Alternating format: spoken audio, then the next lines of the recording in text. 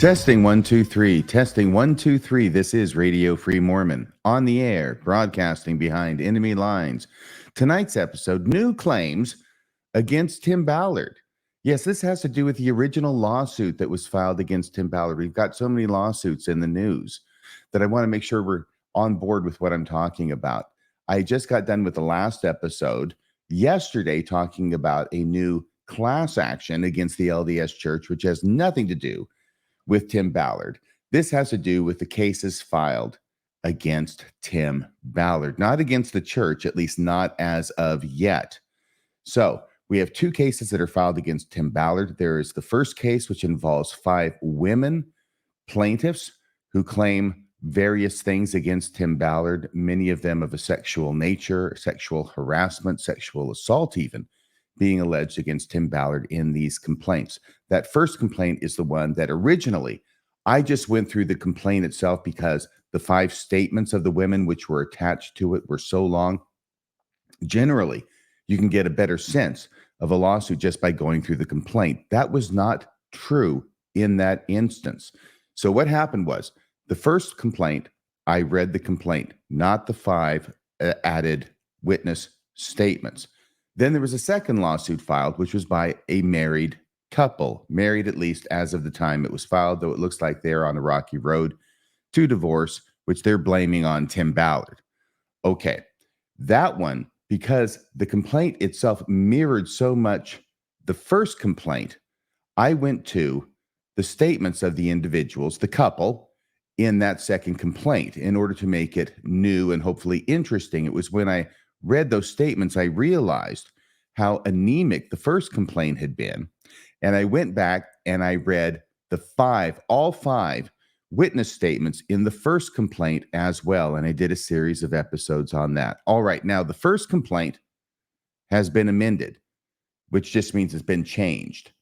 So the first complaint with the 5 women has now been filed as an amended complaint to change what's in the complaint itself. That's what the nature of an amended complaint is. It was filed 2 days ago on November 2nd, 2023. And it's a huge amendment to this complaint. Let me tell you, I've reviewed it. The first complaint had around 185 pages in it, I think 186 pages, which is pretty long. And most of that was given over to the statements, I might add. Now, the amended complaint has approximately 60 more pages of material. It clocks in at 246, I believe it is, 246 pages of material. And a lot of that is in the exhibits. Once again, they have the first 5 exhibits from the women. Now, some of those they have tweaked. They have made them better. They could have used a lot of improvement, as I mentioned when I went over them and read them. Some of them were done pretty well. Others of them looked like they had been done speech to text, and nobody looked at it afterward or made any corrections. And hopefully now they've made corrections. It also appears that in some of those, it looks like they have made corrections in some of them. And hopefully in some of them as well, it looks like, not hopefully, but it does look like they've added material. Now, this is a concern, okay? Number one, I'm not going to go back through those statements and now compare one statement with another and without any identifiers, try and weed out what has been added to each statement. They could have marked or highlighted or separated it in some way. What it was, that was from the original statement in the original complaint versus the amended statement in the amended complaint. They didn't do this, okay? This would be like going through the inspired version of the Bible, which is the Joseph Smith translation as published by the Reorganized Church. They used to do that. Maybe they still do as the Community of Christ. But in that Bible, they have taken all the Joseph Smith changes to the Bible and put them into the text of the Bible. They're not separated by red lettering or italics or footnotes like we have it in the LDS version of the Bible. It's simply part of the text of the Bible. And that would be the same kind of labor-intensive act required in order to go through and compare and see what is Joseph Smith and what is the Bible when there's no indicators as to what's different. Okay, enough of the analogy. So that is difficult to do. It's not something I'm going to do. It's not something I'm willing to do. And it's something that they should have considered when they filed this statement in this way. It's not like it's a brand new lawsuit. There was a lawsuit before. And this is another concern about these statements, which is if there is new information that was discovered after the lawsuit was filed and after those statements were made, and now they're supplementing it with new information, that's one thing. But if, as seems to be the case, in some instances at least, they've gone back now and they're not talking about new information they've discovered since they created their original statement, but they're just going back and adding information. If they change the format to make it clearer and better to understand, that's fine. But if they're adding new information, that's going to be problematic. This is why they never should have included these statements in the first place, in my opinion. It was such a departure from the normal course of conduct of cases like this and lawyers in cases like this.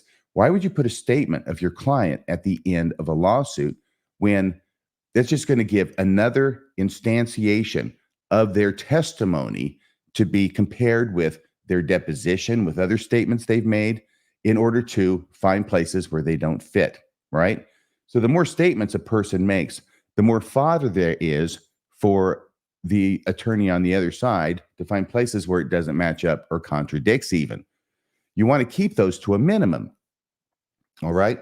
So now that they've filed the original statement with the original complaint, if they're adding information to that, now it subjects itself to the accusation of being made up, right? In other words, why are you adding information to a statement that's already been filed, it's already on record? You can't come back and take it back. There's no take backsies here. Why are you adding information that wasn't in the first statement, that could have been in the first statement, and in fact should have been in the first statement, even though a first statement should never have been filed in the first place, okay? But you understand what I'm saying. If you're going to make that decision to file statements of witnesses, you better make sure they're ironclad and they're not going to change. And now they've already changed. And it's been what, a month at the most or so since that was filed originally? Yeah, this is not a good look. Just saying. However, there is additional information that is in the complaint. There are a number of new exhibits. In fact, there were 5 exhibits who went up through Exhibit E the first time. Now it's up through Exhibit, is it P or so? There's a number of new exhibits, some of them quite lengthy. And we're going to go through a few of those. Excuse me. There's so much on my mind right now. I just got to tell you, I've been reviewing this and comparing the complaint with the exhibits. It's a bit complicated. I figured out that I'm going to try and tailor it down to what I think is important, what I think is interesting. And hopefully you'll agree with me. There's no way I can read through this entire new complaint. I am not disposed to, but I have located the section of the complaint that seems to have the new material in it. I have certainly found the exhibits that are new, because that's easy, right? There's 5 exhibits the first time, and they're the same, although they're modified. Those are the witness statements. But the ones after that, those are new, and they're referenced in the complaint. One thing I did want to say as a kudos, at least to the lawyers, is that this time they did a much better job in their complaint incorporating the allegations that are made in the statements. Once again, they never should have attached the statements in the first place. But given that they did, the original complaint that I read through on the air really did not do a good job of incorporating the information from the statements. That's why I had to go back and actually read the statements themselves. Now in this amended complaint, they've done a better job of incorporating that information into the complaint and referring to the statements that support what it is they're saying in the complaint. So that's a good thing, except for the fact they shouldn't have the statements there in the first place, and except for the fact that they should have done it right the first time. I'm just saying, this is kind of a big deal. It's kind of a big case. It's open to a lot of public scrutiny, even here at Radio Free Mormon. All right, so with that introduction, which has taken me about 10 minutes, let me just say, please click like, please click subscribe, and thank you to everybody who has donated to the show to keep us on the air. Let's go to this new 246 page complaint. Oh my goodness. All right. So what I want to do is I want to go through this and I want to bring it down. See, once again, this is the same complaint. It says first amended complaint over there. Hopefully they're not going to do it again and have a second amended complaint. By the way, there are at least a couple of places where they have new information that they wouldn't have known as of the time that they filed the complaint. And, I don't have any problem with their amending the complaint to include relevant evidence that they didn't have access to as of the time they filed the original complaint. All right. What I want to do is I want to go down now to page 8 in the complaint.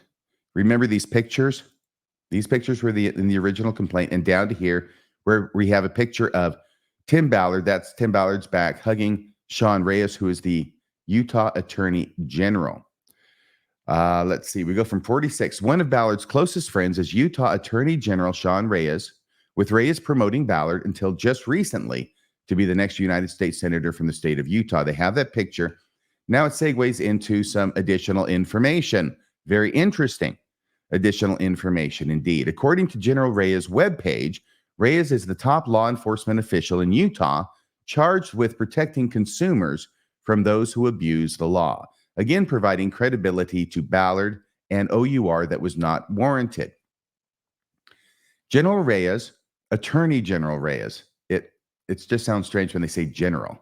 Attorney General Reyes has repeatedly vouched for OUR and Tim Ballard, even participating in an alleged op in Colombia, which was well publicized in Utah, giving Ballard the cover of the top law enforcement officer in the state of Utah to carry out his purposes, including the couple's ruse, even while consumer complaints and criminal investigations were coming into his office, Reyes' office, regarding the improprieties of OUR and Ballard. Okay, now we get some more information. General Reyes gave undue credibility to OUR and Tim Ballard with foreign leaders. See Exhibit F. All right. So remember, originally it went up to Exhibit E. Now it's referencing the new exhibits and why it is that they're attached. So we're going to go through these additional information, the additional paragraphs, which is basically, as I count it, paragraphs 46 through around 85. It's approximately 10 pages here in the complaint. Then we'll look at the exhibits themselves. So here's General Reyes gave undue credibility to OUR and Tim Ballard with foreign leaders. Complaints of fraud and sex abuse by OUR and Tim Ballard were coming into the Attorney General's office, and it was determined that the Davis County Attorney's Office would conduct a criminal investigation of Tim Ballard and OUR, as the Attorney General of the state of Utah had a conflict of interest because of his involvement and support of Tim Ballard and OUR. So this is why it is that the Davis County prosecutor ends up doing the investigation, which normally the AG's office would do it because Sean Reyes has an obvious conflict of interest. And he says, okay, we'll have the Davis County prosecutor do it. And that is Troy Rawlings. And we're going to be hearing a lot more about Troy Rawlings in this new amended complaint. Okay, we got a nice picture here of Sean Reyes in his OUR gear, holding his OUR gun. OUR began claiming credit on its webpage and blog posts for work that other organizations were performing. See Exhibit G. When these organizations started criticizing OUR on social media for its fraudulent hijacking of plaintiffs' organizations' work, OUR and Tim Ballard began attacking them. So what they're saying is that Tim Ballard is taking credit for what other organizations are doing, and that when these other organizations, they don't take too kindly to it, they start criticizing Tim Ballard for it on social media, and Tim Ballard starts attacking them in response. That's what the allegation is here. Once again, these are simply allegations. This is not a fact-finding proceeding. There is no judge making decisions as to what is true, or jury making any such decisions either. These are simply allegations at this point, although they do add some more evidence. And the evidence is where I'm at, and the evidence is where I'm going to take you. And the evidence is going to be in those exhibits that they're referencing right now. So some of these organizations reached out to the Davis County investigation team, the ones doing the investigation, to Tim Ballard, based upon their experiences with OURs and Tim Ballard's dishonesty and attacks and what OUR was actually doing.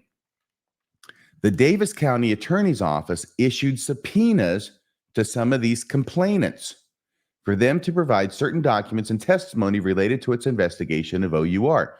So they're making complaints about Tim Ballard, what he's doing.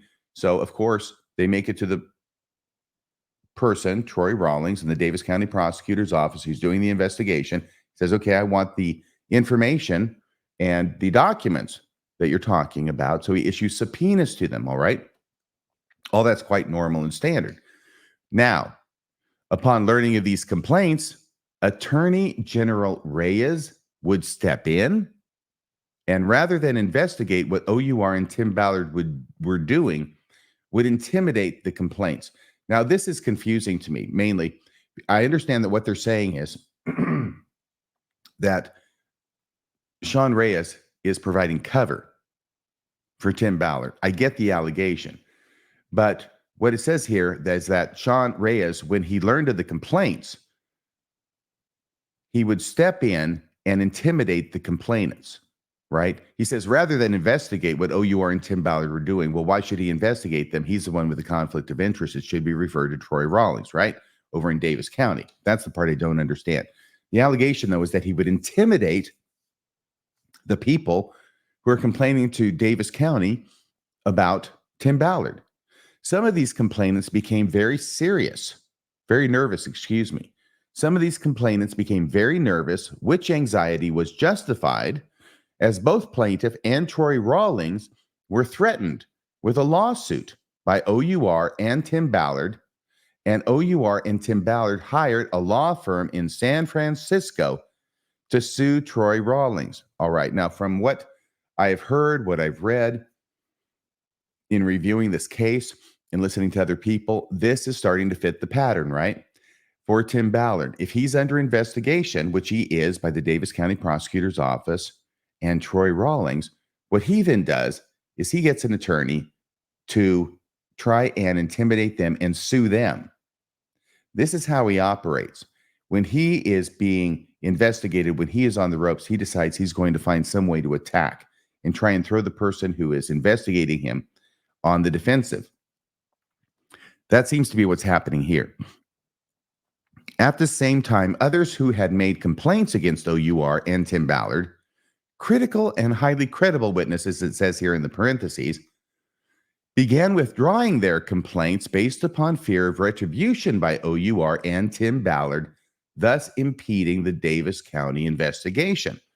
All right, so Tim Ballard makes it really bad for Troy Rawlings, hires a law firm in San Francisco to sue him over the investigation that Troy Rawlings is doing into Tim Ballard and OUR.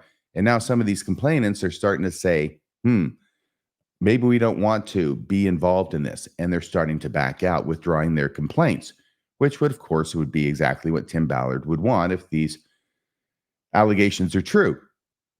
The Davis County investigation revealed that OUR and Tim Ballard were aware that allegations were being made that Ballard failed his CIA polygraph test, was an unpaid intern at the CIA, and was fired from the CIA. OUR and Tim Ballard were aware that 8 different women had complained to the Davis County investigation that Ballard had engaged in sexual affairs with them. OUR and Tim Ballard were aware that the Davis County attorney believed that Catherine Ballard had tampered with witnesses to impede them from cooperation with the Davis County investigation. All right. Now, there's a reason that these last 3 paragraphs have been phrased in such a strange way, where it says the Davis County investigation revealed and OUR and Tim Ballard were aware. Okay, They're referencing Exhibit J, and Exhibit J is a long letter which is written, I believe, by the law firm that Tim Ballard had hired to bring action against Troy Rawlings, the prosecutor in Davis County. It's a long, long letter, and it's multiple pages. It's typed out. It has all these allegations against Troy Rawlings and what he's doing that's bad and wrong and evil, and how he is out to get Tim Ballard. Well, in that letter that they had obtained, there are things in it that Tim's attorneys are saying about Troy Rawlings. And among those things are these items. So if Tim's attorneys are claiming these things against Troy Rawlings, the prosecuting attorney, then obviously Tim Ballard has to know about them. Does that make sense? He has to know that Troy Rawlings is aware of this information. That's why it's being said this way. I hope that makes it clear. This is a bit complicated and a bit involved now. It took me some time trying to wrap my mind around exactly what's going on, and I think I've got a pretty good grip on it now. Okay, back to 60. I just read 60. OUR and Tim Ballard were aware that the Davis County attorney, that's Troy Rawlings, believed that Catherine Ballard had tampered with witnesses to impede them from cooperation with the Davis County investigation. So notice it's not saying that that's what happened, but it is saying that OUR and Tim Ballard were aware that the Davis County attorney believed that, because we can get that evidence and that information out of basically the threatening letter that was sent by Tim Ballard's attorneys. 61, paragraph. Troy Rawlings had also believed that General Reyes was guilty of witness tampering. Troy Rawlings, I'm saying this again, Troy Rawlings also believed that General Reyes, Attorney General Sean Reyes, was guilty of witness tampering. Troy Rawlings alleged to have written communications, and when it says to have, that means to possess, I think. Troy Rawlings alleged that he possessed written communications from Attorney General Reyes to a witness, requesting the witness not to cooperate with Rawlings in the investigation. Now, once again, you have to remember that this letter is being written as a screed against Troy Rawlings, saying all these things he's doing wrong and how horrible he's acting. And they're saying this like it's a bad thing, that Troy Rawlings is making all this stuff up. They are using it in the amended complaint just to show what it is that they can tell from the letter, and that Troy Rawlings alleged to have a written communication from Attorney General Reyes to a witness, requesting the witness not to cooperate with Rawlings in the investigation. If that's true, that's dynamite. That is bombshell stuff. If this is something that Troy Rawlings was actually acting inappropriately and making stuff up, or if Tim Ballard's lawyers are making that up about Troy Rawlings, then it's a nothing burger, right? But the allegation is out there, and now it's in the amended complaint. 63, OUR went to its de facto general counsel. Now, that's what they're going to call Sean Reyes, their de facto general counsel, which means he's not named on the letterhead as their general counsel, but he's acting as if he were, regardless of the fact that he's the Attorney General for the state of Utah. So they went to Sean Reyes and asked that a special prosecutor be appointed to prosecute Troy Rawlings. And that's Exhibit K. Yeah, we're past Exhibit J now. We're into Exhibit K. Once again, this is fitting a pattern, as I said. OUR went to its, let's leave out the de facto general counsel. That's being a little bit too, I don't know, flippant with the facts. Yeah, you talk to me about flippant. Yeah, of course I'm flippant all the time, but I try to keep it to a minimum when I'm writing something that's going to be written by a judge. So OUR went to Sean Reyes and asked that a special prosecutor be appointed to prosecute Troy Rawlings. So here's the situation, right? We've got Sean Reyes, who normally would be conducting the investigation into Operation Underground Railroad because he's the Attorney General. He's not going to do that because he has an obvious conflict of interest because he's such close friends with Tim Ballard. Therefore, it is appropriately sent out to another agency, in this case, the Davis County Prosecutor's Office, to conduct the investigation. Troy Rawlings is the prosecutor there. He's in charge of the investigation. So, as Troy Rawlings goes into this investigation and is making things hotter and hotter for Tim and uncovering more and more bad stuff about Tim, Tim responds now by contacting Sean Reyes, the Attorney General, and saying, I want you to appoint a special prosecutor to prosecute Troy Rawlings, the guy who's investigating me. Now, I want to say it is theoretically possible, and I'm sure it's happened before, though hopefully not often, that a prosecutor or anybody who's conducting an investigation could be conducting it unfairly and be out to get somebody. Yep, that could happen. I don't know that it's happening here, but that's the dynamic that's going on. That's the allegation that Tim Ballard and OUR are making to Sean Reyes and why they're asking Sean Reyes to appoint a special prosecutor to investigate Troy Rawlings. It also fits into this pattern about how Tim Ballard operates, at least according to the allegations. If you're on the defense, then you just go crazy and attack. Sometimes it's better just to cooperate with the investigation. At least that is if you don't have anything to hide. It's been my experience. Okay. So, next paragraph. Troy Rawlings went to Attorney General Sean Reyes and informed him of OUR's threat to sue him, which General Reyes immediately informed Tim Ballard and OUR of Troy Rawlings' concern and deemed Mr. Rawlings' statements as false. All right? So Troy Rawlings now goes back to Sean Reyes, tells him, hey, OUR is threatening to sue me.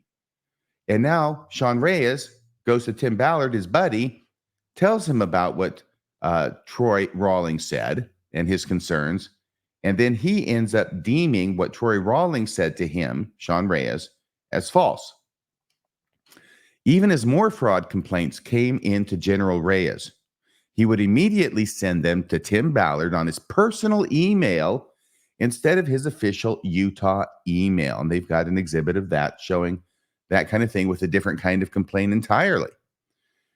But as fraud complaints come in to General Reyes, he's sending them to Tim Ballard and not sending it to Tim Ballard on his government attorney general email, but on his personal email.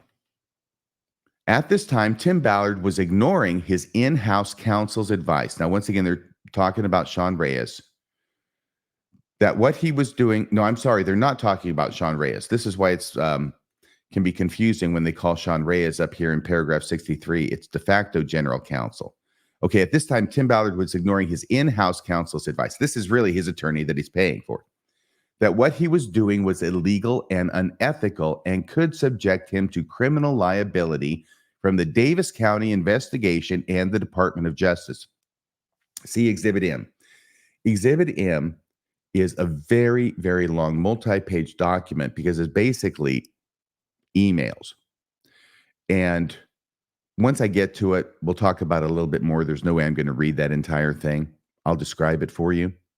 What it is that OUR hires an in-house counsel, and there is an op that goes on, and the videotape of the op is sent to the in-house counsel to review, to see if they're playing according to Hoyle, to see if there's anything that they need to do differently, and to avoid legal problems down the road with what they're doing and the admissibility of evidence and the success of the prosecution of this person. And so what happens is the information is given to the in-house counsel who only knows what she's given. She writes an email to Tim and one other person at this point, detailing all the problems that there are with this investigation, how over and over again it could lead to entrapment of this person that they're investigating. And it looks like entrapment. And and it looks like what you're doing is going over the line. And are you using child pornography here? I hope you're not using child pornography here. She's in the video. She can't see what's on the screen that's being showed to the subject. The video of him seeing the phone screen. She can't see what's on the phone screen. I hope that's not child pornography, because that could subject you to criminal prosecution. Okay. So then what happens is that Tim Ballard writes back to her this excruciatingly long email explaining how it is that in every instance, she's wrong, the attorney's wrong, the attorney's wrong, the attorney's wrong, he's right, he's right, he's right. And the reason that he's wrong, the reason that he says she's wrong, is because he says, I didn't give you all the information. Well, why wouldn't you give all the information to the person who's your in-house counsel that you want to review to make sure that you're doing everything legally? He says, there was all this other stuff that happened beforehand that we didn't tell you about. So he brought up all these subjects. Okay, I'm sorry. Let me just tell you a little bit about entrapment. This is really important for you to understand what's going on in this part. Entrapment means when law enforcement goes to a person and they basically put an idea into their head to do something criminal and end up getting them to do something criminal that they would not have otherwise done. That's entrapment. So in the video that was provided to this in-house legal counsel, all it shows is Tim bringing up this stuff, bringing up this stuff. In other words, putting the idea into this person's head. And frequently they keep saying, no, no, no. They don't want to be part of it, you see. Eventually, I think they do a little bit. And that's why this in-house legal counsel is telling him, you can't be doing this because that's entrapment. Duh. And I hope the stuff you're showing him isn't child pornography.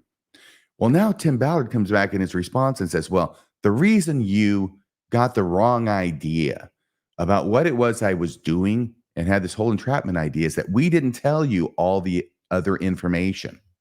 We didn't give you all the information. There are actually all these other times that we met with this guy beforehand, before we recorded this video of this time we went to go interrogate him. There's all these other meetings that we had with him beforehand where he brought these subjects up.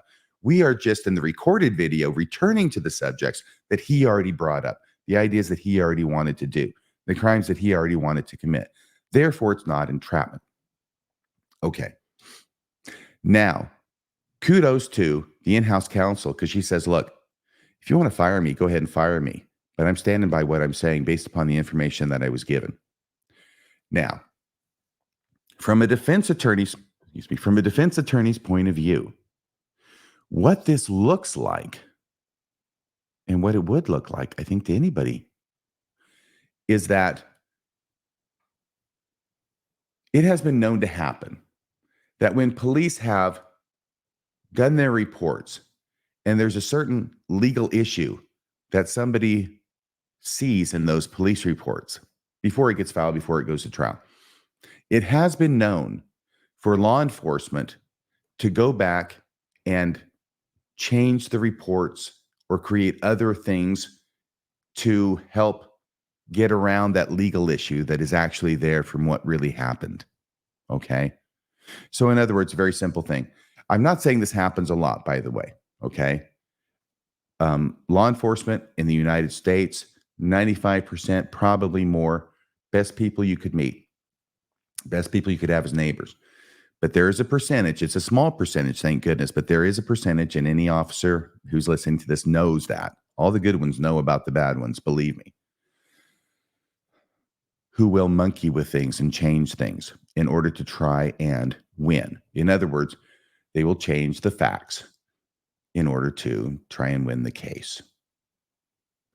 And this is what is suggested by this email exchange between Tim Ballard and his in-house counsel.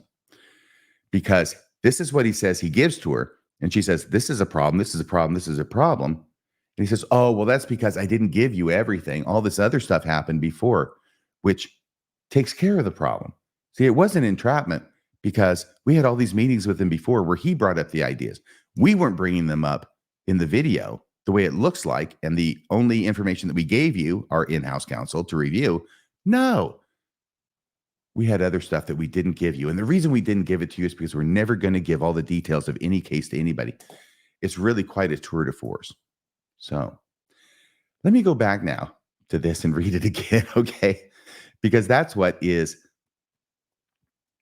all compacted into this paragraph 66.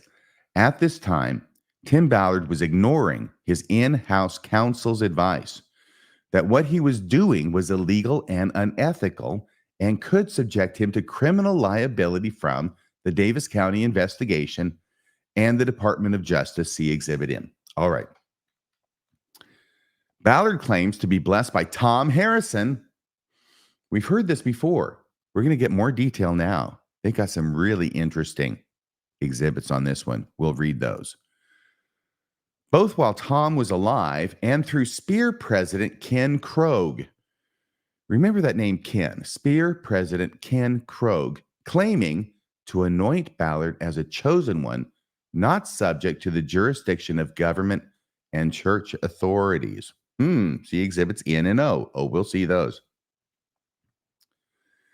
Ballard has been, until recently, business associates and close friends with Apostle and acting president of the Quorum of the 12 Apostles, M. Russell Ballard. President Ballard of the Church of Jesus Christ of Latter-day Saints, Mormon or Mormon Church. 2. Now look at this. This is new. I mean, I would think I would have noticed it the first time. I read through it a few weeks ago. So they're going to call it the Mormon Church now. Did you notice that? They said President Ballard of the Church of Jesus Christ of Latter-day Saints, Mormon or Mormon Church, and they're going to give an explanatory footnote, number 2. Because the full name of the church includes the name of deity, plaintiff's counsel will refer to the Church of Jesus Christ of Latter-day Saints as it is more commonly known, the Mormon Church, in order to limit the use of the sacred name of Jesus Christ. What the heck? I mean, I think we all know where this comes from, at least those with knowledge about Mormonism and the Doctrine and Covenants, where it says in one of the revelations received by Joseph Smith from God that God isn't really happy about the name of Jesus Christ being used a lot, and therefore we don't use the name Jesus Christ when we talk about the priesthood, the greater priesthood, right? The Melchizedek priesthood. And it says that in order to avoid the too frequent repetition of the name of God or the name of deity, we call it the Melchizedek priesthood instead of the priesthood after the order of the Son of God. Even there, just Son of God is, we don't want it repeated, or God doesn't, or Joseph Smith, or the Revelation says it shouldn't be. But now they're going to say, we're going to call it the Mormon Church because it contains the name of Jesus Christ, and we want to limit the use of the sacred name of Jesus Christ. It's rare that I find something so religious in a civil complaint, but there you have it. So they're going to call it the Mormon Church. And now we get to 69. President Ballard has cited Tim Ballard to students at Brigham Young University, Idaho, as an expert of Book of Mormon, Prophet Nephi, and the Mormon view of American history. There's a nice picture, remember, with Glenn Beck and President Ballard of the Mormon Church and Tim Ballard. Tim Ballard has met with President Ballard in the church administration building in Salt Lake City to discuss OUR's work.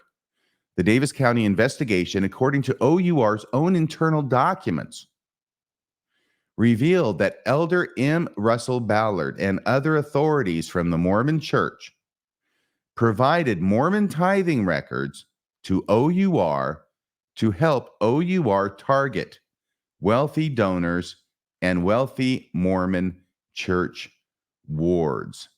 Okay, that's it at page 7. It's going to be Exhibit J again. So that Exhibit J, once again, the screed letter from the attorneys Tim Ballard, right there, hired to sue Troy Rawlings, the Davis County prosecutor that was investigating him at the time. Now that is kind of mind-blowing. That the Davis County investigation, according to OUR's own internal documents, which obviously somebody got a hold of, revealed that Elder M. Russell Ballard and other authorities from the Mormon Church provided Mormon tithing records to OUR to help OUR target wealthy donors and wealthy Mormon church wards. Now, this is really kind of, let's just say I'm shocked but not surprised. I mean, it is Elder Ballard. this is exactly his MO. We already know that he contacted this multimillionaire young guy named Brunson and directed Brunson, according to Brunson's own video that he made and posted, to contact Tim Ballard and to donate to him. And Brunson had never even heard of Tim Ballard or Operation Underground Railroad, but he did it because he's a faithful Mormon, and here comes an apostle telling him what to do, and he does it. So with that background, and we know that that's the case, why should we be surprised if Elder Ballard is helping Tim Ballard know who the really, really super wealthy Mormons are by providing him tithing records and wealthy Mormon church wards? Ballard has spoken to many Mormon church groups across the country, including athletic teams at Brigham Young University. Ballard has authorized, once again, we're back to Ballard, that's Tim. Tim Ballard has authored at least 3 purported historical books promoting Mormon nationalism that have been published and sold by the Mormon church-owned Deseret Book, which were big sellers in the Mormon community and further created the myth of Tim Ballard. Ballard's enmeshment with the Mormon church further provided him credibility and status in Utah, where the Mormon church is the largest and founding denomination of the state. Despite the very public distancing recently of the Mormon church from Tim Ballard, the Mormon church continues to promote OUR. This is one of those things that they couldn't have known as of the time they filed the complaint. It's interesting. I'd heard about this, but listen to this, the way it's put in the complaint. Very interesting. For example, on October 15th, 2023, OUR's president, defendant Osborne, that's Matt Osborne, gave a fireside on grooming tactics, extortion schemes, and other matters in the new Braunfels Second Ward in Texas. All right? So then the question is, if the church has publicly denounced Tim Ballard, which they did, why is it that after they've denounced him, the church is sponsoring firesides on grooming tactics, extortion schemes, and other matters by the president of OUR? I think the answer to that, we kind of all know, don't we? I mean, it's a little word. It's down there in Texas, for crying out loud. It's the president of OUR. He comes down there and they don't even know what's going on. I doubt that they're aware of anything that's going on. And this sounds like a good subject for them to have somebody talk about. And he seems to have credentials since he's the president of Operation Underground Railroad. And, but anyway, it is interesting from the plaintiff's point of view how that looks, isn't it? The church on the one hand is denouncing Tim Ballard. Of course, they're not denouncing OUR. And on the other hand, they're having the new president of OUR give a fireside in a little ward in Texas. Yeah, I'm not sure that that is that astonishing. Here's the announcement from the new Braunfels Second Ward and that fireside. Yeah. So Tim Ballard became friends with Glenn Beck, an American conservative political commentator, radio host, entrepreneur, and television producer. Glenn Beck donated significant amounts of money to begin OUR. Tim Ballard and Glenn Beck formed defendant company Nazarene Fund to fight Christian causes across the globe, and Beck gave Ballard almost unlimited access to the Glenn Beck Media Network, which further contributed to Ballard's credibility. Beck, along with Attorney General Reyes, who should have been looking at arresting and prosecuting Tim Ballard after the sexual assaults and fundraising being thrown upon the citizens of the state of Utah by Tim Ballard, Beck, along with Attorney General Reyes, became a fixer for Tim Ballard when the extent of his sexual depravity became known to the Mormon church. Yeah, I think that paragraph and sentence would be improved by removing the parenthetical comment. That's just too argumentative, really. I prefer that it stick with the facts. Became a fixer for Tim Ballard. So they're saying that Sean Reyes became a fixer for Tim Ballard when the extent of his sexual depravity became known to the Mormon church. And now we've got a Gmail. Now, this is not as an attachment. It's not an exhibit. It is actually in the body of the complaint. So they're saying that Sean Reyes becomes a fixer for Tim Ballard once he's been exposed. Now, this is Saturday, September 16th. Remember, the church issued that condemnation of him on September 15th, the Friday, the day before. So this is very, very hot right then. This has just happened. And here's Glenn Beck.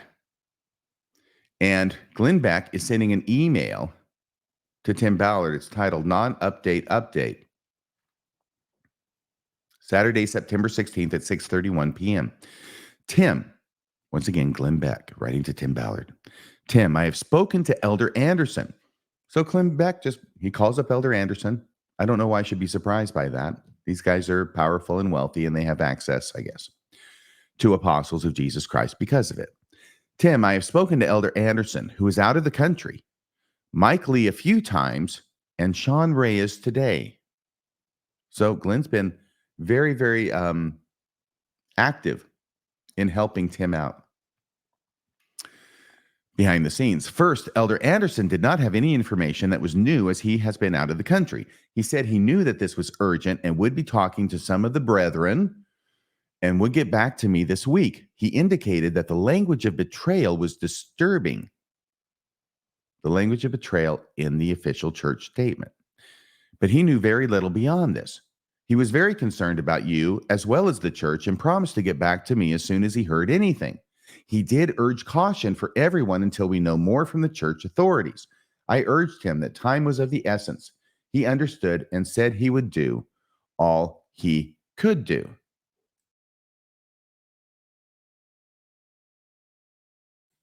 Excuse me. All right.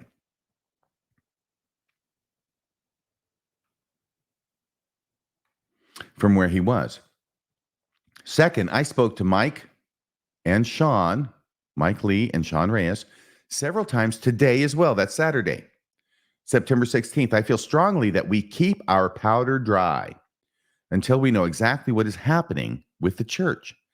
Any false or inaccurate statements or speculation from anyone on your side, Tim, again, any, will prove deadly to the cause of justice. I believe you should speak to Sean and Mike about an attorney outside of Utah with no Mormon ties to avoid conflict that can soft pitch the idea that you are asking for the church to be clear and go through the usual church court process. That it is disturbing that you found out about this the same way everybody else did. One of the things, by reading it on the Vice News article, one of the things that you love about our faith is that the Lord's house is a house of order. So you welcome the order to return so you may continue as a saint in good standing, which I currently am. I don't know why Glenn Beck adds that. I don't know why it wouldn't be just understood. They and you should deny any lies that are being spread. But be careful here. You don't think it is a coincidence that you have been seriously considering a run for Senate as these accusations come forward. You pray that you and your family and the church are protected from secret combinations that wish our faith and our country harm. Again, be careful here. A soft statement should be made on Monday, as we have proof what happened within the church. When you have the truth, when Sean has proof of what he needs, Mike Lee has what evidence he needs to prove anything political. I might consider a credible investigator. Then and only then should you move forward. This very well may be the first shot across the bow to let all of us know Satan has the unrighteous placed in all high places. Oh my gosh. Okay. So Glenn is suggesting to Tim that maybe, we got bad guys in high places, even in the church, issuing this statement condemning Tim Ballard. So once again, he said, this very well may be the first shot across the bow to let all of us know Satan has the unrighteous placed in all high places. The unrighteous people placed in all high places. We need to be very strategical. About any moves from here. We are playing chess now. And this is Glenn Beck, the chess master. The days behind us, I fear, will soon feel like we were playing Candyland. You have known the importance of your calling. So here's Glenn Beck acknowledging, reaffirming Tim's calling. You have known the importance of your calling. The gates of hell have opened over and over and over for you, Kathleen. I thought it was Catherine. Kathleen and the family. Know that God loves you and is with you. Let him be your sword and shield. He is not unaware of your plight. If the days in which we live are indeed what we think they are, the Lord will clean out his own house first. So in other words, if these are really the last days and we think they are, the Lord will clean out his own house first. Once again, a reference to bad people in the church. The truth, the whole truth, and nothing but the truth will set us free and will be the only thing that will stand the purification. Let us love all those that hate and persecute us. May we all be on our knees for you and your family, as well as those brothers and sisters that are lost in darkness. Glenn Beck.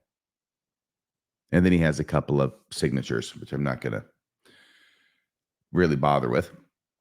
That's the substance of it. Okay, so that is the letter from Glenn Beck. The email from Glenn Beck on Saturday, September 16th to Tim Ballard. And this follows this where it says, Beck, along with Attorney General Reyes, became a fixer for Tim Ballard when the extent of his sexual depravity became known to the Mormon church. Now, I certainly see Glenn Beck acting in that way in this email. It goes on after the email, the complaint does. Since learning of Tim Ballard's implementation of the couple's ruse, Glenn Beck called it really bad stuff and feels duped by Ballard. You think, Glenn? Tim Ballard became friends with Tony Robbins, an American author, coach, and speaker who raised staggering amounts of money for Ballard. Documentaries were made of Tim Ballard and OUR, and in 2023, a feature film produced by Mormon-based Angel Studios called Sound of Freedom was released. Once again, this could be a surprise to a lot of evangelical Christians that Angel Studios is Mormon-based. The film claimed to portray the work Tim Ballard has done, and the movie has been hugely successful across the globe, according to the myth, adding to the myth of Tim Ballard. Attorney General Reyes being listed as an associate producer. And so they have a photo, and I think that might be of a LinkedIn page for Sean Reyes where it says associate producer, Sound of Freedom. LinkedIn, some kind of page like that. One Utah artist. Okay, so this is actually going on now to where the original complaint had continued. So all of this intermediate stuff, basically from paragraph 46 to paragraph 85, 85 picks up where the original complaint was, but the stuff in between, this is all new and original material to this complaint. So this is the amended complaint versus the original complaint. And I'm just trying to cover the stuff that I haven't covered before, because I could be here until, oh my gosh, midnight. And right now it's 9:35 in the morning going through all of this. But fortunately, I've gone through this entire complaint before the original complaint. So I'm just trying to go over the stuff that's new in the original complaint. I've been over all 5 of the original witness statements. So I'm not going to go over those again. I would if they had delineated which was new information and which was not in those witness statements. But as it is, no, I'm not going to do that. I doubt that really there's that much new that's added. If so, I think it would probably be included in the complaint. I think they've cleaned them up a bit, I hope. And it looks, by the way, by scanning them, that they have somewhat, at least. Okay, and so they also have some screenshots of text messages in different places in this complaint.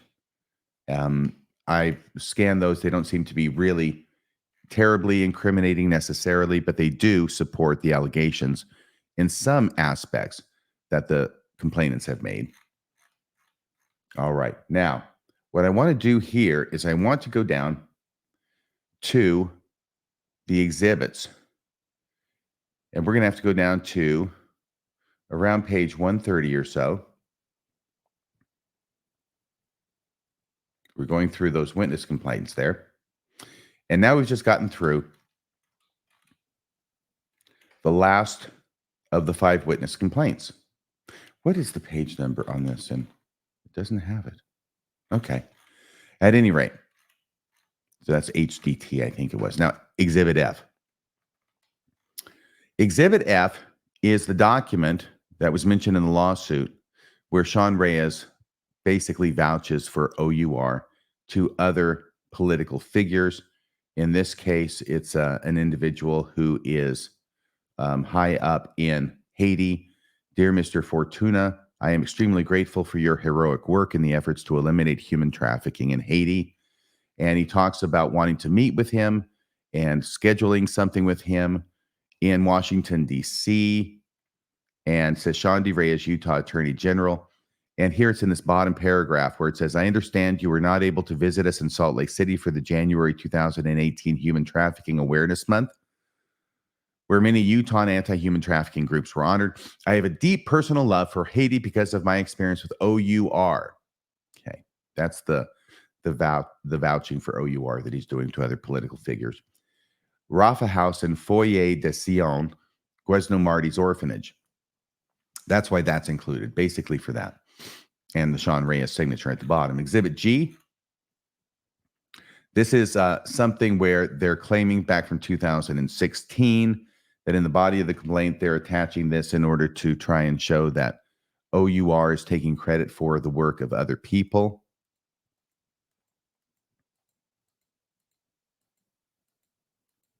It's rather lengthy and not exactly pellucid. Okay, Exhibit H. This is a copy of a subpoena ducis tecum. Remember that the complaint said that there were people, organizations, that were complaining because Tim Ballard was taking credit for work that these organizations had done. They complained to Troy Rawlings, Davis County prosecutor, the guy who's conducting the investigation into Tim Ballard. And so Troy Rawlings, name at the top, Troy Rawlings, Davis County attorney, sends subpoenas to them. Now, subpoena ducis tecum, by the way, is, once again, it's a technical term. It's Latin. And what it means is that you're requesting, or actually kind of commanding, an individual or an organization to produce documents or something other than just necessarily testimony. So there's a subpoena, regular subpoena for testimony, subpoena ducis tecum to produce documents. So this is what was issued. They're blocked out or redacted to whom it was sent, but basically just showing that these kinds of subpoenas were sent in response to the complaints that Troy Rawlings was receiving that Tim Ballard was claiming credit for work other organizations had done. And so that was back on the 4th day of November, 2020. Investigation still going then. Troy Rawlings, Davis County attorney. All right. Exhibit I. Now, Exhibit I is very interesting to me because notice this is an email from Troy Rawlings, the attorneys investigating Tim Ballard. It's dated December 23rd, 2022. I think that's a 2. It's a bit fuzzy, isn't it? At 11:34 in the morning, and it's to a number of people. And the subject is, witness will not cooperate now. So here's what's going on. Troy Rawlings is conducting an investigation into Tim Ballard. He has been in contact with a number of witnesses, and now one of these witnesses that he's been in contact with, who's been cooperative, suddenly says, I'm not cooperating anymore. And he's going to let the other side, the other attorneys for Tim Ballard, know this and say, what is up? And this is how he puts it. Thanks for your time yesterday. Once again, Troy Rawlings writing to representatives of OUR and Tim Ballard, I believe. A bad twist occurred within the last hour that I am not sure where this leaves us and what we will now do in response. A critical and highly credible witness informed this morning that he or she will no longer cooperate. The conversation was recorded. The only thing the witness will say today is he or she was contacted directly by one of your clients. He or she was informed that the FBI and U.S. Attorney's Office are no longer part of the case and have cleared OUR and Tim Ballard. That Troy Rawlings i.e., the guy who's writing it, that Troy Rawlings will be sued and destroyed by Tim Ballard, NOUR, and their attorneys. And the witness provided some degree of basic yet interesting details of this plan. That if Tim Ballard and OUR and their counsel can take down and ruin Troy Rawlings, they can also surely destroy the life of this witness.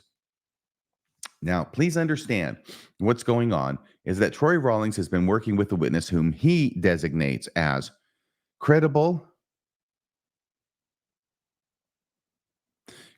and highly credible witness. And he has a conversation with this person. The witness tells him that the witness has been contacted by somebody associated with OUR. In other words, one of the clients of OUR's attorneys to whom he's writing this email. And that unknown person from OUR has now been telling this critical witness for the investigation all this information. This is called witness tampering, by the way, just in case you don't know. All right. This is total witness tampering. And they're trying to shut down the investigation and impede the investigation is probably a better word by taking a critical witness and scaring them into not cooperating any further with Troy Rawlings by saying all the stuff that they're doing about Troy Rawlings. And if they can do it to Troy Rawlings, then they can sure do it to you and make your life a living hell. Why don't you make it easier on yourself and quit being so damn cooperative?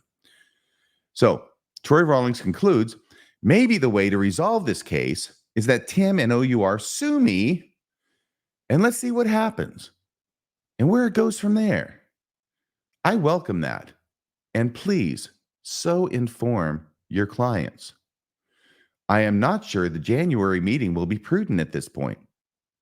I do personally like each of you and wish you a nice Christmas despite the direction this has turned today. And that's very nice of him to say because, he's talking to attorneys and attorneys don't always have the clients that they represent doing everything that they should be doing, sometimes doing things they shouldn't be doing. He's letting the attorneys know so the attorneys will corral their clients and get them to knock this crap off.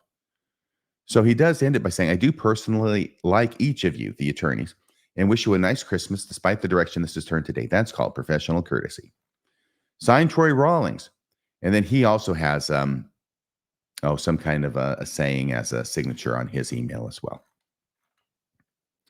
Exhibit J.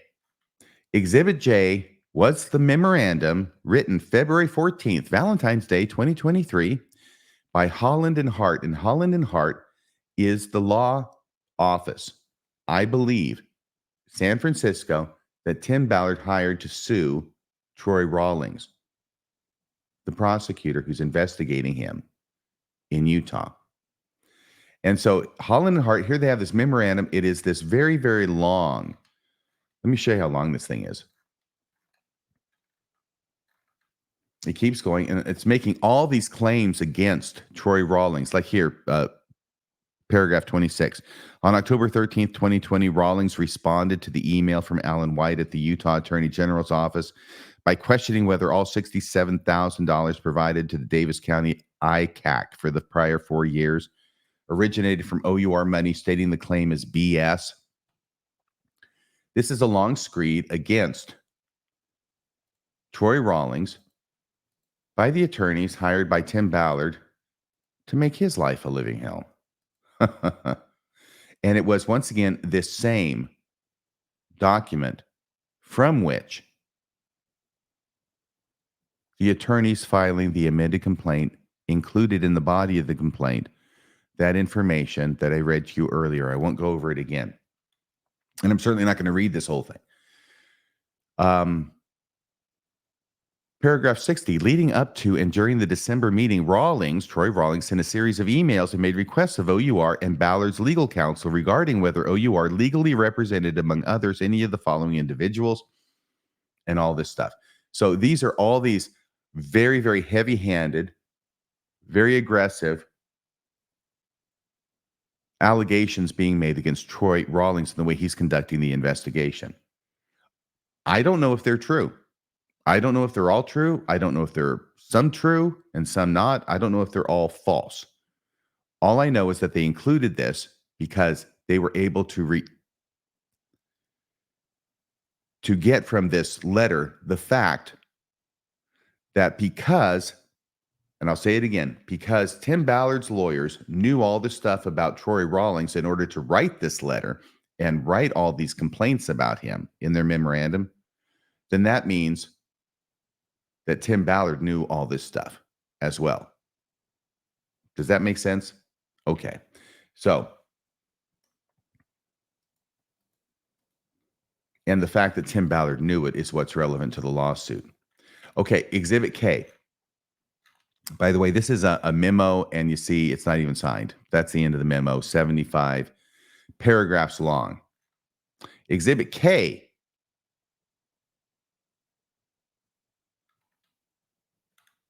Once again, this is being sent by a person named Brent of Holland and Hart. See at the bottom?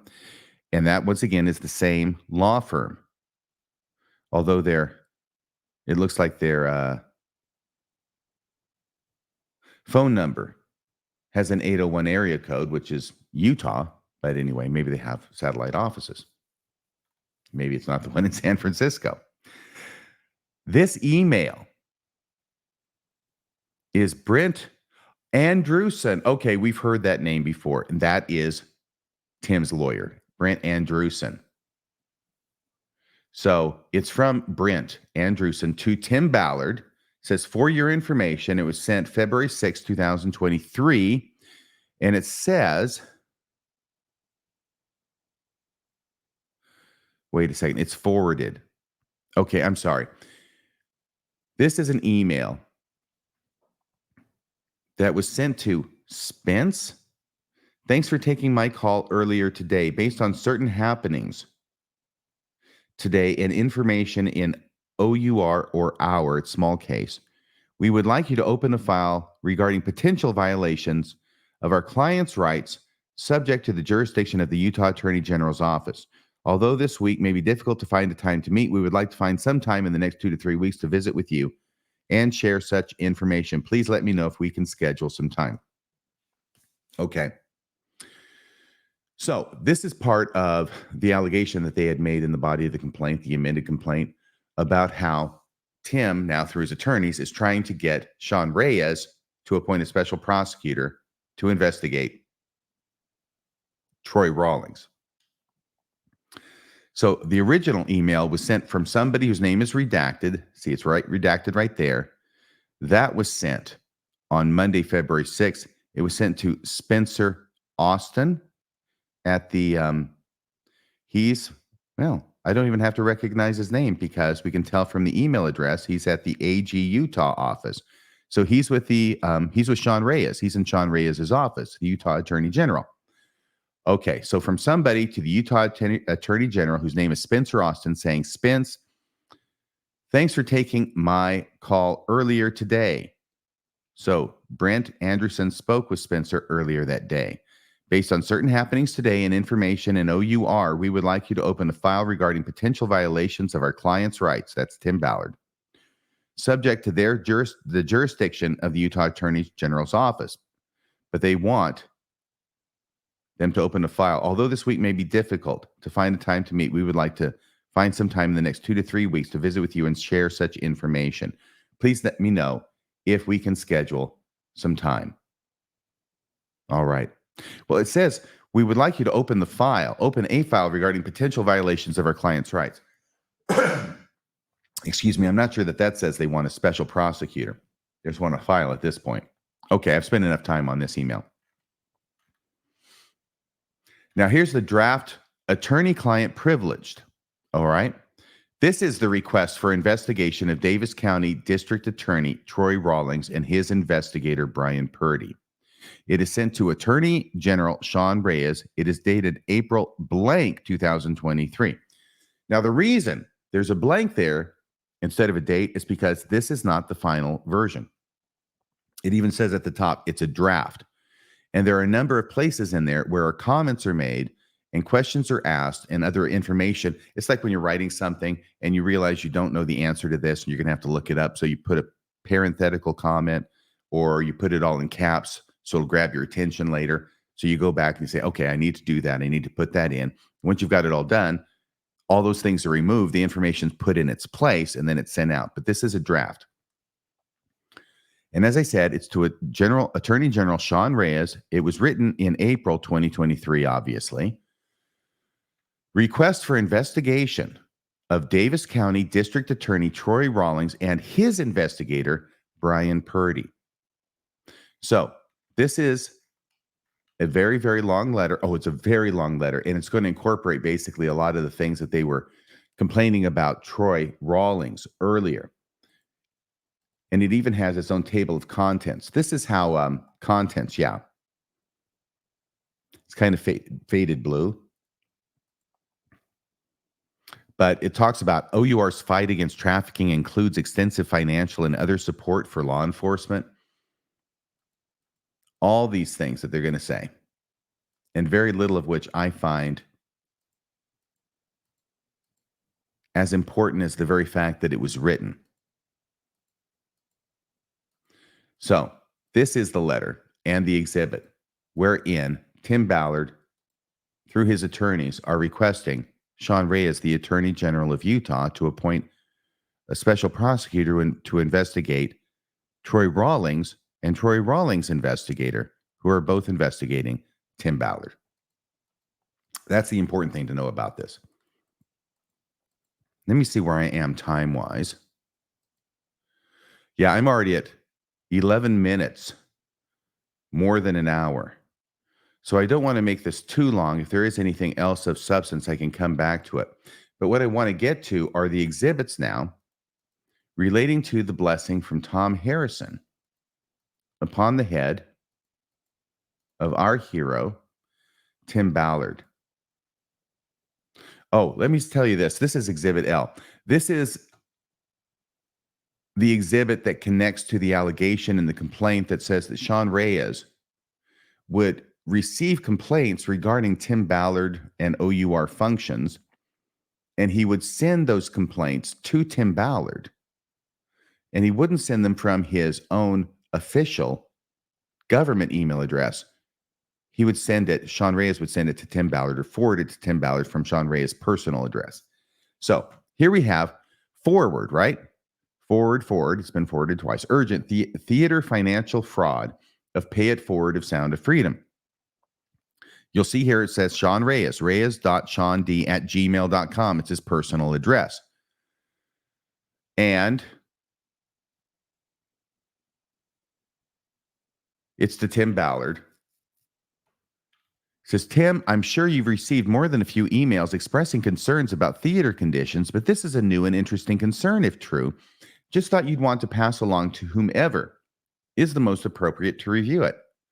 And this is an interesting allegation, which I'd never heard before. And I don't know if it falls at Tim Ballard's feet or the theater's feet, but it looks like the Attorney General is forwarding it to Tim Ballard. It was sent on July 19th, 2023. And it says, Dear Attorney General Reyes, theaters are financially abusing the pay it forward tickets for Sound of Freedom. Remember, they have pay it forward tickets where you can buy tickets for other people and just pay it forward so other people who can't afford it can go and watch the movie. Well, here's what he says. Theater screening and showtimes are 1 o'clock a.m. It's in the morning. I had to go back and look at that, but it's a.m. This is the problem. 2:30 a.m., 3:30 a.m., and 5 o'clock a.m. Only on the free tickets on Angel Studios website. Who's going to be going to a movie between midnight and 6 o'clock in the morning? Even though four theater screenings and showtimes are listed between midnight and 6 o'clock in the morning. It says screenshots are attached for the zip code, and this is in Tulsa, Oklahoma, where it's happening. However, for the same dates, these unreasonable screenings and showtimes do not appear on the same theater for public ticket purchase. Unless Angel Studios agreed theaters could have screenings at these unreasonable times, the end result is theaters are fraudulently burning through hundreds of thousands of the pay-it-forward tickets at these unreasonable times at 1 a.m. to 5 a.m. times. This theater abuse must be made public, and theaters must credit back all the tickets at these unreasonable 1 o'clock a.m. to 5 o'clock a.m. times. This alert has been forwarded to Angel Studios last weekend, 15 July. However, they are too busy to do anything. This alert also has been sent to Independent Media Gateway Pundit, etc. Please confirm receipt of this urgent email. Blessings and thank you for your significant role in Sound of Freedom. So this is a fan, but he's going, what are these theaters doing? They're abusing these pay-it-forward tickets by raking in the money, by applying these tickets. At least the allegation was in this complaint to Sean Reyes, which he forwards on his personal email to Tim Ballard, that they're just burning up all this money and collecting all this money and applying it for screenings that nobody would be there for to pay for themselves. So they're kind of double dipping, I think, is the idea. Now, Exhibit M. This is to Brad Damon. It says, Brad Tim, I'm sending this to you too. Okay, this is the very extended email exchange between the attorney, the in-house attorney that OUR hired to review the ops that Tim Ballard and others were involved in to make sure that they were done correctly and that they would pass legal muster. And that's the one I already took some time synopsizing for you. I won't do it again now. You can read it for yourself. It's certainly very interesting. And now you'll understand, based on what I said before, what it is that it's really getting at. This is Sunday, June 19th, 2022. But this is Alessandro Serrano. That is the in-house counsel's name. Brad Tim. I'm sending this to just you two, as Tim did not want my comment sent to the RDs or blank right now. I know the RDs and blank will be involved in the post-op debrief and hope they can benefit from the roundtable and comments from a former prosecutor, that's herself, from a former prosecutor's perspective at some point. I think it's important that we be critical and constructive. I know I learn a lot from this advice. Once again, I'm not going to go reviewing this or reading all of this. I have reviewed it and I've already described it. But this is where she says, I reviewed the entire video from Tim's op. My comments are meant to be constructive and helpful to avoid any legal issues or other liability from this or future ops for Tim, all undercovers, and the organization as a whole. And I am so glad Tim said at the OC office, meeting these types of review/post-op debriefs get tough where people need thick skin. I'm so glad he said that because guess what? That's what I'm going to be. Apologies if this email comes across as harsh. Just trying to be brief and to the point. I'm happy to discuss any or all of my comments and the justification for them from my 18 plus years of experience defending hundreds of UC undercover ops in trafficking, exploitation, and other settings such as drugs and firearms. Overall takeaways are below. All right. So now she goes into all of this stuff. There's entirely too much talking from Tim and the undercovers. There were entrapment issues. I'm skipping down bullet points. There were entrapment issues throughout the 2+ hour video. Conduct that shocks the conscience also throughout. It is one thing where the subject is the one speaking in shocking terms, but we should not. Possible criminal law violations. Did we show child porn to subject? That's got to be what the CP means. Did we show child porn to the subject? It's unclear what was shown to the subject at certain points, but I certainly hope not child porn. We are not allowed to possess child porn and certainly not show it anywhere in the world. Even if we had top cover, we should not re-exploit kids by showing child porn. She says, use of real kids in the op. Tim and undercover shows picture of real kids to the subject. I think it's unclear. It appears to be talking to a real kid. Who are these kids and did we get permission to use their photo? And if child porn, we are re-exploiting that kid. It's a liability issue and optics that we are re-exploiting kids if they are kids or victims from prior ops. The undercovers need to be mindful of where the cameras are. I realize we can't pose or be perfect, but to the extent we can sit or stand where the video is capturing the subject, the better. In other words, quit getting in the way of the camera. All right? Let the camera take the subject. Don't get in the way. Also, some audio issues where some of the conversation is inaudible. I realize this is more of a tech issue, but for your information. Then she gives a bunch of concrete examples. And she goes on. Once again, I'm not going to read through all those. But she gives timestamps all the way through and says, I welcome the opportunity to discuss any or all of this. Again, my comments are meant to be constructive and in the best interest of the the undercovers, especially Tim, and the organization as a whole. Thanks, Allie. And then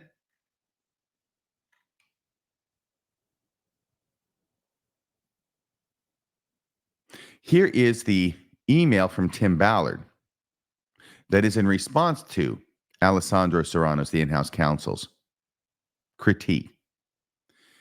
And he sends it to everybody else as well. He says, hi, team. Why doesn't he just correspond with her? He's going to say why.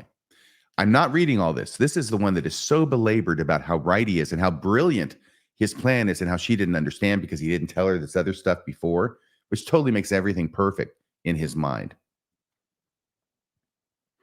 Hi, team. Allie wrote a review of undercover footage she obtained that depicts a June 6th operation I led in Mexico City. Please read her review in full. It's in this email thread below. I have responded to her review, which can be found in the attached Word doc. Okay. Oh, let's see here.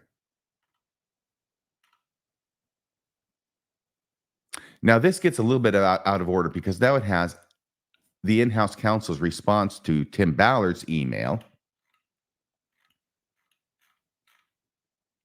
Here's the email that Tim sends in response to her. And I'll just read a little bit of this. Thanks, Allie. I appreciate the time you took to do this. I also appreciate you reminding us that debriefs can sound harsh. I know and love your passion to keep us safe in operations, and I recognize that your analysis, harsh as it may come across, is a reflection of that passion. That said, as a legal advisor to operations, I'm sure you would agree that your role in advising is also subject to review. This is a character trait, isn't it? My response to your analysis may come across as harsh, but it is also necessary for us all to learn our roles in this. This entire exercise is also important as it will inform our final draft of SOPs for operations, standard operating procedures for operations. I'm confident, blah, blah, blah. So my bottom line reaction to your analysis of the Mexico City blank case, 100 years of prosecutorial experience would not have qualified you or anyone to take 2 hours of undercover footage and make the conclusions you made. You had no context. It's akin to stepping into a feature film halfway through, spending 10 minutes watching, then exiting and writing a credible review. It's impossible, even if the movie reviewer held the world record for most movies ever watched and reviewed. You may respond thinking, well, there is no harm in sending out an email that includes an out-of-context review, but in this case, there is great potential harm, in addition to wasting valuable time, says the guys, says Tim Ballard, who never wastes any valuable time on ops or preparing for ops. Which I will explain below. But first, I will explain why your conclusions were off, as they were almost entirely built upon a false premise. Well, who's responsible for the false premise, Tim? The covertly filmed 2-hour undercover meeting at the Ritz-Carlton Hotel, which you analyzed, was a very different type of undercover operation. You clearly assumed it was a more traditional undercover meet that we are both very accustomed to. This particular meeting had only 2 objectives, blah, blah, blah. And it's all why he's right. Okay. There were entrapment issues. He responds to that. First, I'm surprised by your pretty bold assumption that we raised criminal topics or opportunities to the target, which were never acknowledged by the target. This presupposes the very false idea that this was my first meeting with the subject. In fact, this was my 5th meeting with him. See, he's creating all these meetings that she had no knowledge of when she's reviewing this. And yet, why is she reviewing it when it's given to her out of context? If indeed it's really out of context and Tim isn't just making all this stuff up at this point in order to avoid the criminal problems that his in-house counsel has identified in the video. In fact, this was my 5th meeting with him, to include FaceTime and audio calls. Yes, it was my first in-person meeting. Okay, so it's the first meeting. But he's talked to him before on the phone. 4 times. So he's going to call this his 5th meeting. Yes, it was my first in-person meeting, but that, of course, is of little consequence when determining entrapment issues. What has already been clearly communicated by the target, whether in person or via telecom, is what matters, in addition to the prior communications. All right. So in other words, he's going to say all this stuff happened before, and this guy came up with the ideas, and Tim wasn't bringing them up and imposing them on him as a review of the video, the 2-hour video itself would show. Okay. So he responds to all of her critiques in this. And now I'm going back up because I want to get to her response to what he wrote. Sunday, June 26th, she responds to Tim and everybody else to whom he sent his dressing down of her. I'm really starting not to like Tim Ballard. Actually, I've been feeling that way for a couple of weeks now. It's just getting worse. Tim, thanks for the email. There's a lot to unpack here in your multi-page document, so I won't go blow by blow through the entire thing, but no, I am happy to discuss. In fact, I welcome it. I mean, she is his employee. At any time at your convenience, I stand by my comments based upon what I was allowed to review, As you know, I repeatedly asked for a debrief of this op prior to execution, but was provided nothing. No phone call, no text, no email, nothing from anyone. So I am Monday morning quarterbacking based upon what I have. That's what I understand my job as CLO of Intel Ops is supposed to be. I even recall talking with you before I started with OUR that I would get to review every op. That was not the case here. If that's changed, please advise so I know my lane. The hot wash and review was a decision made and agreed to at the OC board meeting. You even agreed with the process. I texted you in advance and said I wanted to provide my comments based upon what I had prior to me leaving for Uganda. Even though the hot wash review is supposed to go to all RDs, I, as a courtesy, asked you, Tim, twice if you wanted to limit it given what I have to say. She goes on, and she's not backing down. I've said on multiple occasions, including at the last OC meeting, that it's my intent to protect OUR, its employees, especially Tim, from any fallout on any level to the best I can while help support the saving as many kids as possible. Next paragraph. I think you, Tim, are unfortunately aware of how optics can go sideways. I think you've been unfairly targeted, and I am mindful of that and want to do what I can to prevent further fodder. So if you feel I am not doing my job to you, Brad, and the board's satisfaction, fire me. But I will not back down or compromise my integrity, what I think is good for the entire organization, its mission and purpose, based upon my years of experience defending agents and officers in court in the toughest anti-government circuit in the country, and will always express my opinion as I see it in an appropriate manner. So you let me know when you want to talk. I will make the time at your convenience. I don't care if it's at 2 a.m. while I'm on vacation. I think it's important if you and the board feel my intent, heart, and mind are not in the right place, or if you feel I'm not living up to my job description, I welcome constructive feedback back and open dialogue, but will not compromise my integrity or DNA. So name the time, date. I'll be happy to discuss. Thanks. So this is what happens when an in-house counsel is asked by Tim Ballard to review an op for potential problems. She does that. She does it thoroughly. She does it well. And then Tim's response is to dress her down in a multi-page email, which he sends out to everybody, even though she sent her comments only to him and to Brad. And this is her response to him. Okay. But this is the part that connects with the complaint where it says that their in-house counsel had been warning him that what he was doing could be criminal and could get him in trouble with the law. Okay. Now let's go back down here. I have to go back through Tim's response to her. Oh, by the way, in his response, I remember this part where he says in this paragraph, as to entrapment, impossible. At no time were we seeking to use blank to get him to commit some overt act in furtherance of the case. As I explained, there was no time and no possibility. The arrest was ordered based on evidence already collected pursuant to child porn. The blank ruse was just a tool, and a brilliant one at that. He's talking about his own ruse, and a brilliant one at that, so that the target would reveal himself and thus trigger the arrest and search, which it did, exclamation point. Haha, checkmate to you, Allison.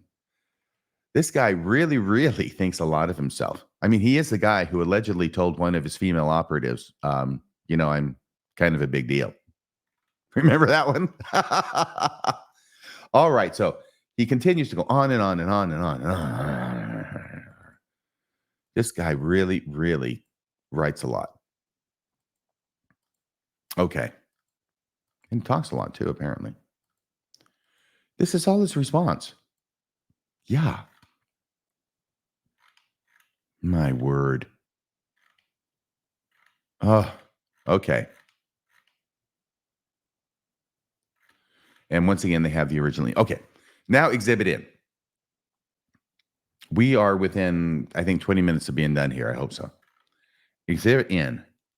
This is December 6th, 2021. Tim Ballard blessing highlights. Okay. Let me go to the bottom of this. This is, I think, 2-3 pages. Sincerely, Tom Harrison. This is an email from Tom Harrison, or purports to be an email from Tom Harrison, writer of Visions of Glory. I guess it's not an email. It's a document dated December 6, 2021, talking about Tim Ballard blessing highlights. Apparently, Tom Harrison has, sometime previous to this date, given Tim Ballard a blessing. And now he's being asked to recall what was in the blessing by somebody for some purpose, which I'm not sure is mentioned in this document. But he's writing it for a reason, even though he doesn't really want to. So somebody's asking him, whether it's Tim Ballard or somebody else. Tim Ballard would make sense, because why would he recap a blessing he gave to Tim Ballard for somebody else asking about it? So I'm guessing that if he gave the blessing was not written down, it wasn't transcribed. And so now somebody, possibly Tim Ballard, is asking him, what did you say again in that blessing you gave me? All right, December 6, 2021, Tim Ballard blessing highlights by Tom Harrison. Because of the nature of the priesthood blessing given and the power felt during the administration of the blessing, as I rehearse what I can remember regarding it, I fear in trying to summarize it. It may assuredly take away from the flow and true purpose and meaning of the blessing. Some of the main points might certainly be excluded in my trying to recollect what was conveyed. So here are my impressions to the best of what I can presently remember, praying that what is now difficult to recall may be conveyed back to me so I can share the process and content with you, the receiver.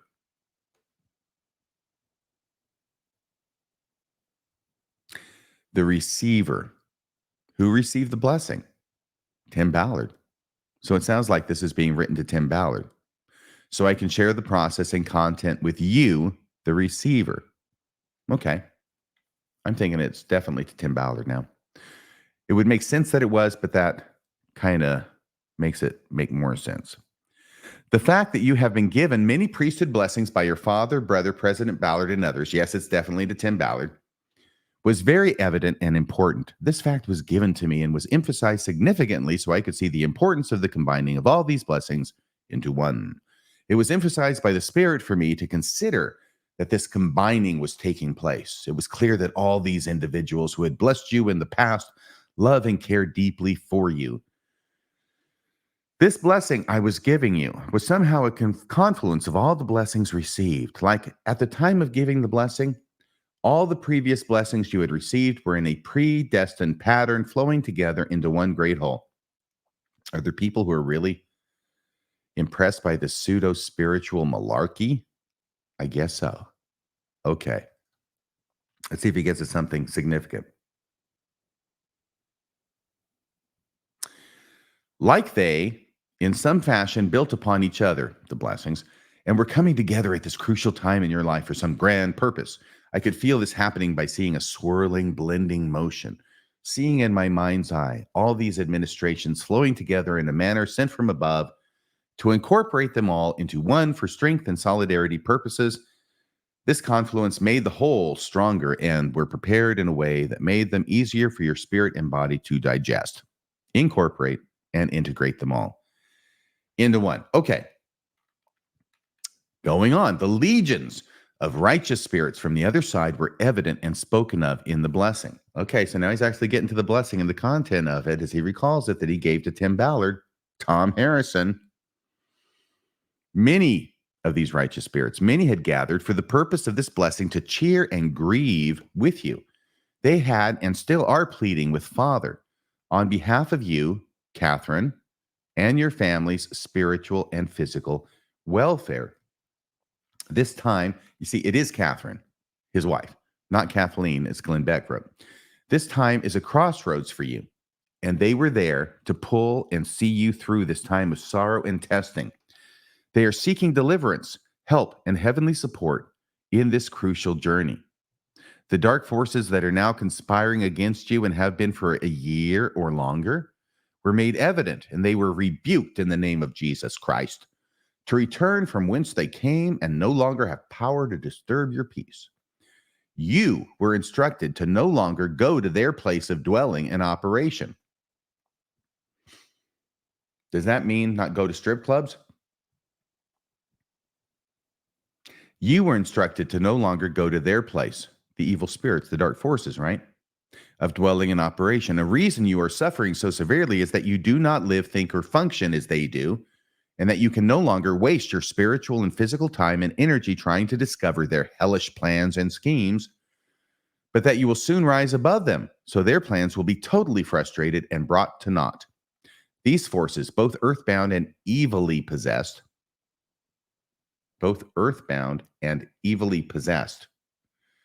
are united to bring you down to their level, darkness, and dysfunction. By the power of the priesthood and in the name of Jesus Christ, they were rebuked that the dark influences inside of you and outside of you were cast out and sent on their way. These evil minions have placed blockages, stumbling blocks, and diversions upon the path that the Lord has set for you. You are blessed that their ways will be frustrated. The stumbling blocks directed at you were removed, and all their work will come to naught. The adversary is unsuccessfully trying to thwart the work that God has planned for you to accomplish. There's the calling. It feels to you like their power is great. However, you were promised that there are more with you than that stand against you. You will soon see this reality, and it will drastically change how you view those who are against you. Those who stand with you will grow to a point of overwhelming the powers of darkness. The tide of destruction will turn to ruin upon the head of those against you. It seemed that there will be a companion given to assist you in these future works, someone that will strengthen the process. As you continue to walk uprightly and manifest your belief in Father and his Son, so shall your humility grow in strength and wisdom. Increase your willingness to be teachable, and you will be taught great things. Allow your cup to be full and overflowing with the teachings of the Lord. He desires to teach you. You will then have the confidence necessary to stand in your relationship with God and seek his will and enjoy the peace of his teachings, not man's or men, but God's. D&C 8488. And whoso receiveth you, there I will be also, for I will go before your face. I will be on your right hand and on your left, and my spirit shall be in your hearts, and mine angels round about you to bear you up. Okay. I think that's probably what D&C 8488 says. You are a gift given to Christ by the Father. You, Tim, are a gift, capital G, given to Christ by the Father, which will be tested in the furnace of affliction to rise above the precepts of men and take your rightful place with those who follow him at all costs, depths, and situations. Do not look at what is presently happening as what you think it is, for it is what you are being prepared for shortly. How short ye know not, how long is not shown unto you. Do not limit yourself by your present thinking and limited vision. All these things will be revealed here a little and there a little. For the stones, mountains, valleys know what will soon come to pass. However, you do not know the where, when, and wherefore. This unknown is what is trying your soul, patience, and well-being. It will all be revealed in time. Have patience, my son. Wow. Prepare for what is right around the corner. For it is not what you think. It is far different than you have ever considered. Trust in the timing of it all. You know, so much of this could be said to anybody in any bad situation. It's like the person who's giving it, Tom Harrison, doesn't know anything about the future, but he's saying, you don't know. You think it's this, it's not that. But, you know, the stones, the mountains, the valleys know, but I don't know. Tom Harrison doesn't know. If he did, he could say it, but he's not. This is just mumbo jumbo. This is the New York Times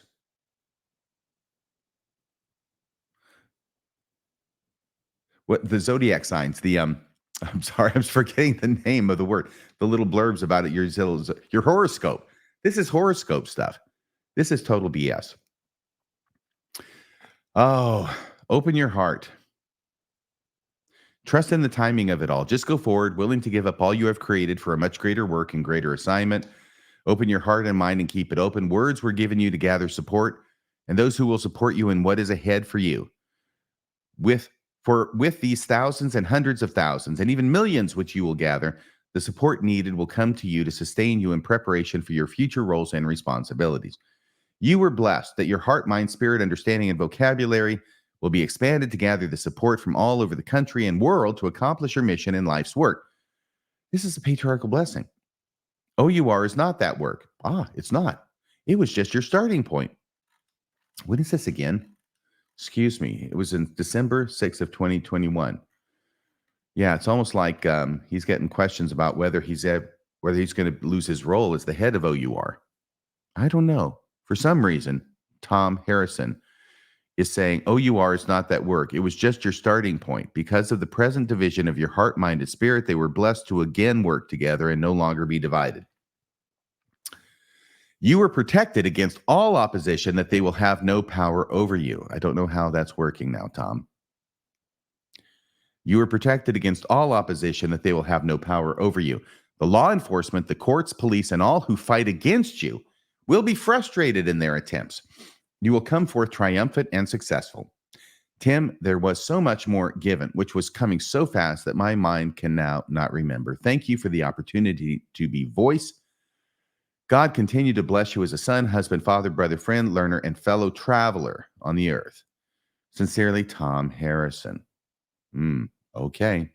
All these roads leading back to Tom Harrison, from Tim Ballard, from Chad Daybell, from Lori Vallow, from all sorts of people, all going back to Tom Harrison, and not necessarily good people either. Now, Exhibit O. Exhibit O is interesting. Now, this is dated to Tim, so he gets another blessing. This is August 5th. This is 2023, so this is just a couple months ago. Today is November 4th, 2023. So August, September, it's 3 months ago, almost to the day. To Tim through Tom. So through Tom Harrison, right? Person who just wrote this. Tom Harrison, T-H-O-M. It's very distinctive spelling, so it's easy to figure out who it is. It's titled To Tim Ballard through Tom Harrison. I am a second witness, ! Ken. Ken is the person who's the president of the Spear Fund. Remember, that was referred to earlier in the complaint.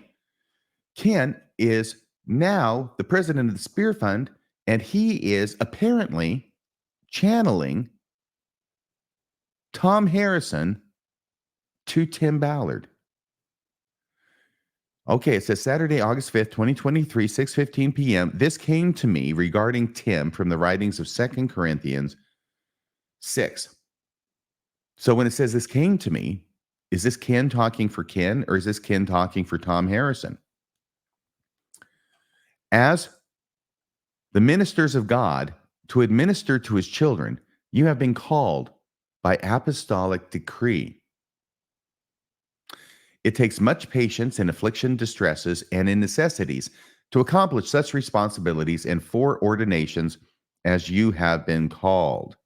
In riotings and revelings, you are caused to endure and suffer much. Weird language, but I expect it has to do with 2 Corinthians 6. Sounds familiar.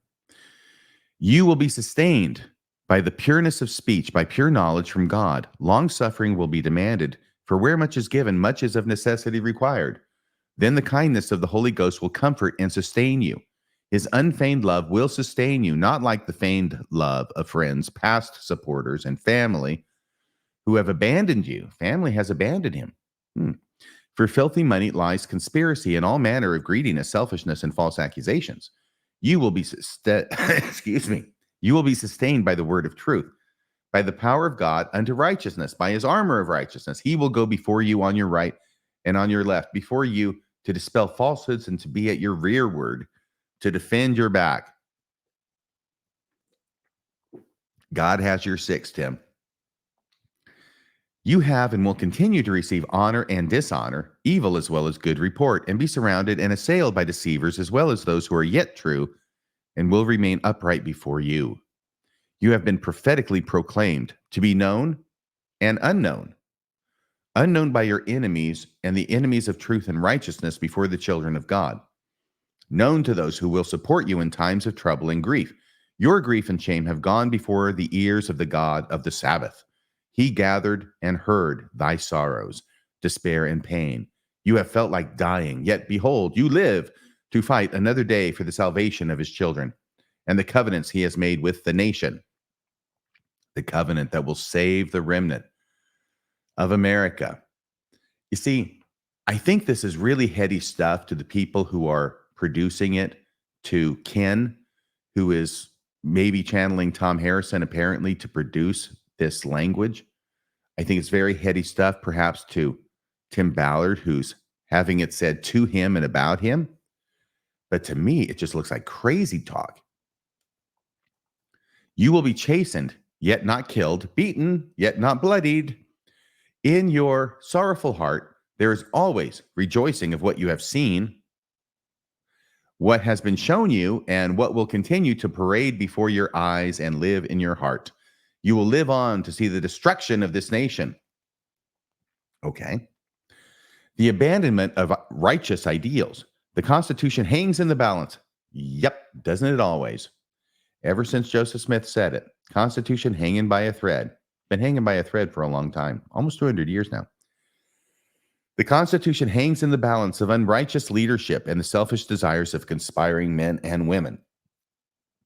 You will stand as a solitary witness of all you have warned the nations of.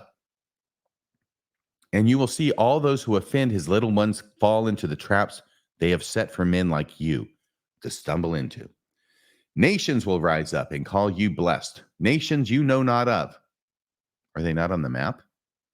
And you will say in your heart, where have these nations come from? Where are these been born of? And from whence have they come to redeem this nation from Babylon the Great? Yeah, I think it's probably quoting from Isaiah or something in the Old Testament there. These, with their banners so terrible, will fight with weapons never before imagined. They will not slumber or sleep before the battle is won. It takes much patience in something, distresses, and in necessities. Oh, hang on a second. Most of this second page is duplicating the first page. There it is. These with their banners so terrible will fight with weapons never before imagined. They will not slumber or sleep before the battle is won, their battle and yours being one the same. United is the righteous deliverance of the captive, valiant and true.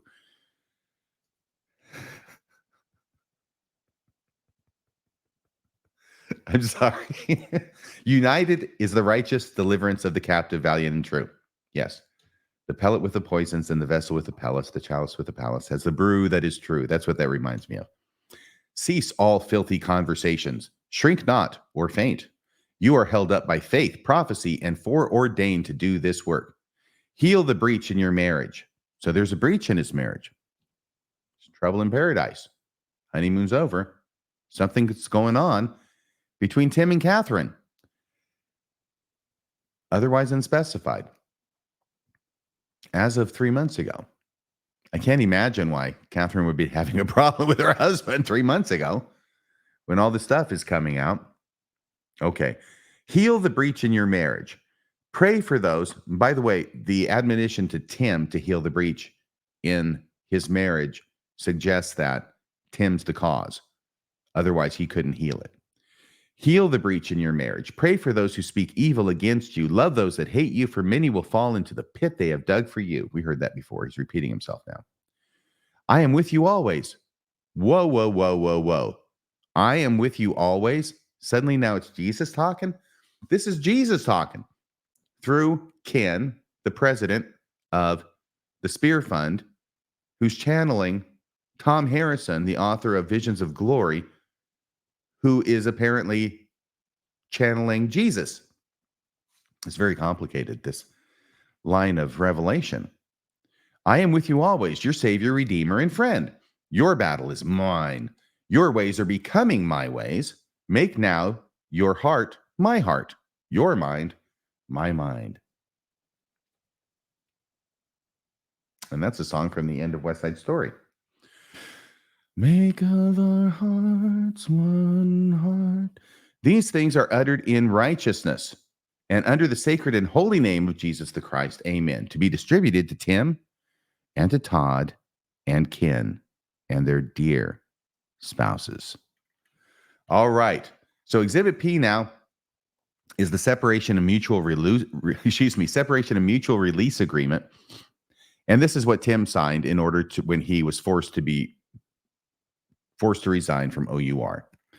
So they've got a bunch of things in here. You know, this is just a legal document. It isn't signed, at least this version. I don't know if Tim did sign this version or if it had to be changed or anything, but it gives all the different conditions and everything related to his stepping down as the president of OUR. Now, this is under paragraph 2, where it says consideration and the mutual release and waiver of claims.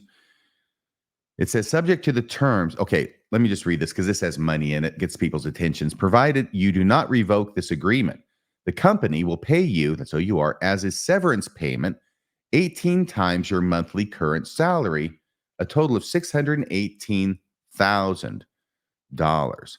So let me just see here if I can do that. Divide that by 18. I wonder how much that comes to. Let's see. I think it's going to come about 3, 30, 40, 54. Okay. And now 6, 7, 78. They'll probably go into that 4. 40, and then 4 times 8, 76. I think it's 76. Okay. Assuming I'm doing this correctly, I'm doing it long, I'm doing it on a pad of paper in long division. If that's correct, it looks like his monthly salary at OUR was approximately $34,000 a month. So let me see here. 34 times 18, 8 times 4. Oh, this is really embarrassing to do this here. That's going to be 32, carrier 3. 8 times 3 is 24, 27, 0, 4, 3. It's going to be 2, 1, 6. Okay. Yeah. I think that's pretty close. I think I got that pretty close. I think it's around $34,000 a month he was making.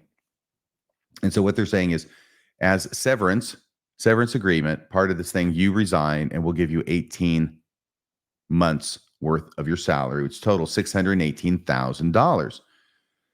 Subject to the terms of this agreement, the consideration will be paid to you in 2 lump sums, $206,000 at one time, and then $412,000. That totals up to the $618,000. Okay.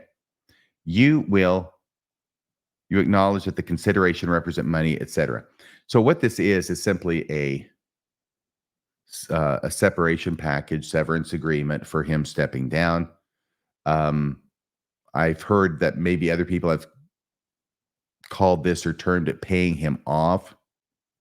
I don't know if that's necessarily correct, or if it is, you could probably call any of these severance agreements, and they happen every day, called paying somebody off. But it's a severance agreement. It's a lot of money. He was making a lot of money. And so this severance agreement is for a lot of money. And then it goes on.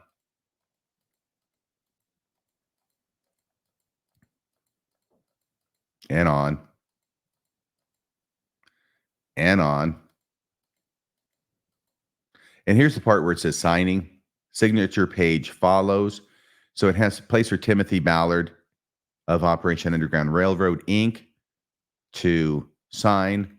Excuse me, they have a place for Timothy Ballard to sign and a place for OUR to sign. Timothy Ballard is the one who's resigning, who would be accepting the terms. It's not signed or dated. Operation Underground Railroad would be signed by presumably an authorized representative, such as the president, and dating that says this agreement is not to be executed until after the separation of employment has occurred. So it had not been concluded or executed as of the time this copy was obtained. Exhibit Q. This is June 14th, 2023. This is once again from Brent Andrewson, to Brent Andrewson, who is Glenn Beck's attorney. Actually, excuse me, it's to OUR's attorney. I think that, I'm not sure what happened here. It doesn't really make that much difference, but it is sent to Brent Andrewson, who I recognize as having been OUR's attorney. It is sent by new attorneys on behalf of Tim Ballard. And so apparently Brent Anderson is continuing to represent OUR. And they're basically talking about this document that we just got done reading and the terms of it. And they were asking for full severance of his current salary for 2 years. The contract shows a year and a half, etc. So this is a negotiating document, which was apparently sent before this other document, June 14th, 2023, before this other document was created. That would make sense to me. All right. Well, that is my review of the amended complaint filed in the original lawsuit against Tim Ballard by the 5 female plaintiffs. So let me see here now if I can get this off the screen. I'm back here again. This has been, oh my gosh, I'm going on 2 hours. This was incredibly long. I hope you found it interesting. I certainly have. There's a lot of new information in here, and that's why I wanted to dig into it at my first available opportunity. It is now 10:38 in the morning here in the Pacific time zone on November 4th. I'll do what's necessary to get this thing produced, which means I'll let Bill know that it's ready to go and he'll take care of all the production. I don't know where I'd be without Bill Reel. And that's the truth. So I want to thank everybody for watching. Once again, please hit like, please hit subscribe. Please leave a comment below if you care to say anything about what's been said, what was covered, what wasn't covered, any questions that you might have. Go ahead and leave comments below. And once again, thank you to everybody who has gone to radiofreemormon.org to make a contribution there and a donation at that website. Your donations do keep Radio Free Mormon broadcasting behind enemy lines. Until next time, this is Radio Free Mormon, signing off the air.